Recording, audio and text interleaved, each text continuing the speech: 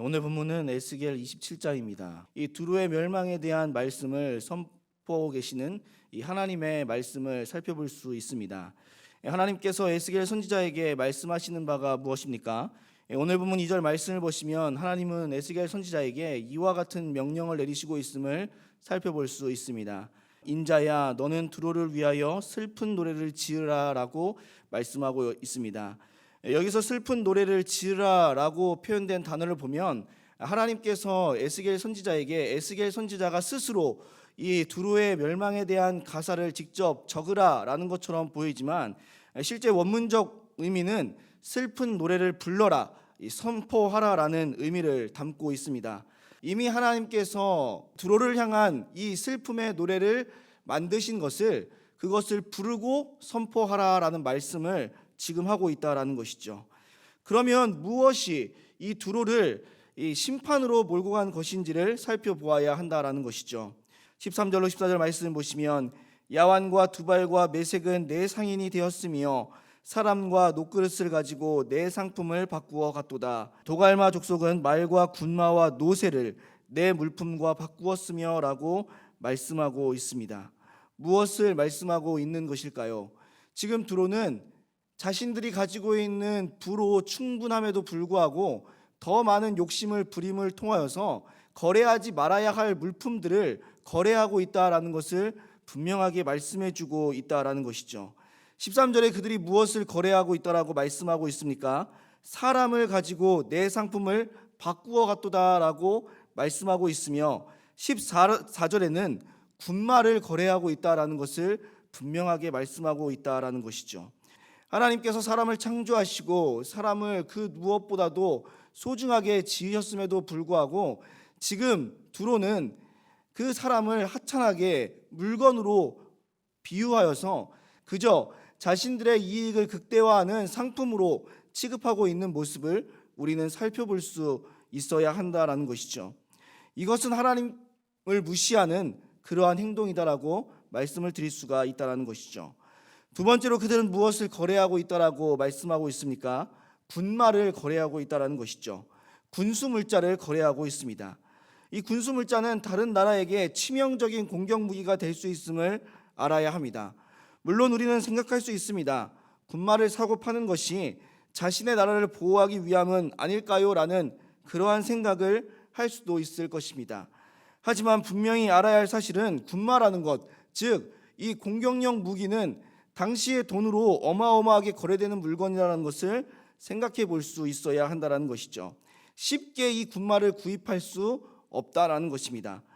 힘이 센 나라들, 약소국의 것들을 빼앗아서 부를 창출하고 있는 것이 고대 근동의 방식이라는 것을 생각해 본다라면 지금 이들이 거래하고 있는 물품은 강대국들이 약소국들을 빼앗기 위한 전쟁의 물자들을 지금 거래하고 있다라는 것을 생각해 볼 수 있다라는 것이죠. 이스라엘도 이와 같은 방법으로 자신들의 위기를 극복하려 하였다라는 것을 우리는 성경의 말씀을 통하여 살펴볼 수 있어야 한다라는 것이죠.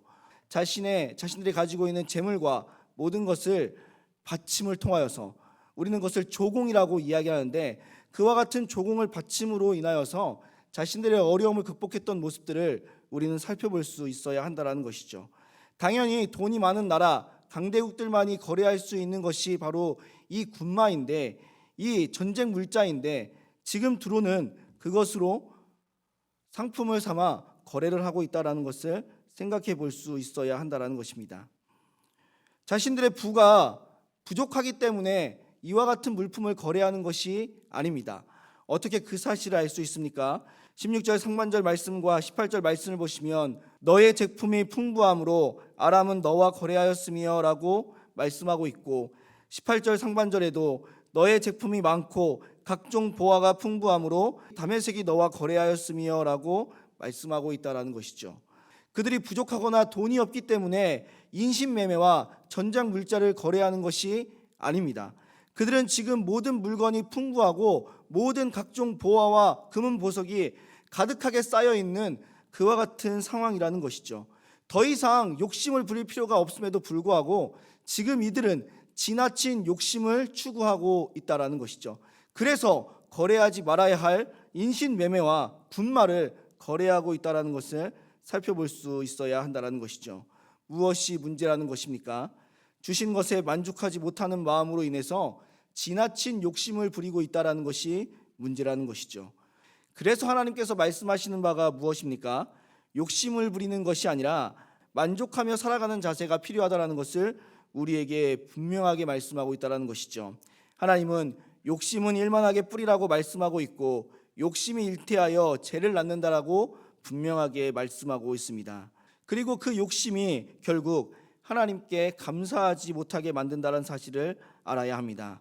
우리는 잘 알고 있습니다. 감사란 자신에게 주어진 것에 만족하고 그것을 인정하는 사람에게만 주어지는 것임을 알아야 한다는 것이죠. 하지만 욕심을 부리는 사람에게는 감사가 전혀 없고 자신의 것에 만족하지 못하기에 불평하고 원망하는 것임을 우리는 잘 알고 있어야 한다는 것입니다.